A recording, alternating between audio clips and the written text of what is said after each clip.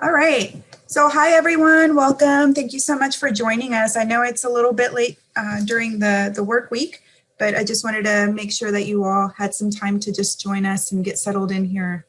I'll go ahead and start introducing what our actual panel is going to be about. So this is regarding performance management, performance improvement.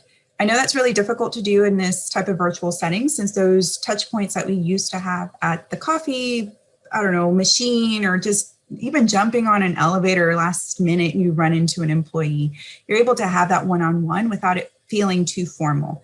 But when you don't have that in this type of setting, it can feel disjointed, a little disconnected, and then sometimes a little isolating. So how can individuals such as ourselves or those that are above us as supervisors, that kind of thing, be able to help with alleviating some of those pain points? So for today, we have 3 people that are going to be speaking on performance improvement within a virtual setting. So thank you, Christina, Mary, and John.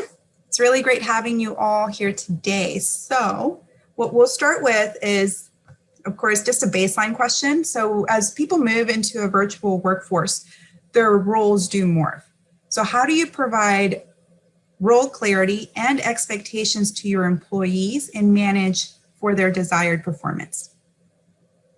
I'll kick that off there. Thank you, Natalie. I thought about this in 2 ways. Sort of how do I do this as a manager, and then what's expected as a organization because I work in HR. And what I really kept coming down to is that it's important to have those frequent discussions right now more than ever. And it's sort of those good practices that we've already known were things we should be doing have just become even that much more important in this environment. So making sure you're having those discussions and debriefs on projects or how things are going have been super important for me as a manager to stay abreast of what is changed for folks, and creating that psychological safety that we knew, ages ago was so important is super important today too, because it might not just be work related things that people are needing to talk about right now. And their role has changed in every shape of their life. And that's important to understand as a manager. How has it changed? And I think the company's job is really about how do they teach and create an environment of psychological safety for others. What do you think, Christina and John?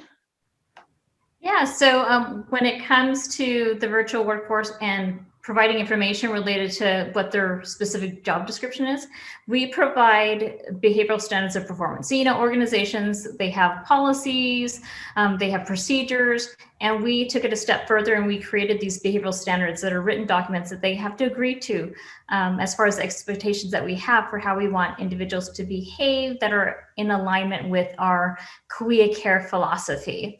And so they sign it, so we document it, so that if anything happens that is different from what the behavioral agreement states, then we can do something about it. HR, it's all about documentation. Yeah, and for us, we tend to err on the side of over communication. So we're given, as leaders within the company, we're given a lot of leeway as to how to lead during this time. For sure, when the company's been now 100% remote,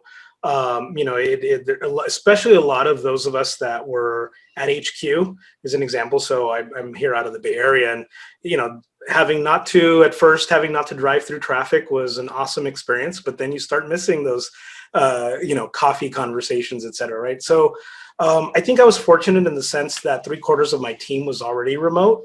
And that's kind of a holdover from a company that I worked at that was acquired by Palo Alto Networks, where we were 100% remote. So I kind of had a little bit of an advantage. But one of the things that we found really worked was on the side of over communication. We started I think it was a per project right around when the pandemic hit and we started shutting down.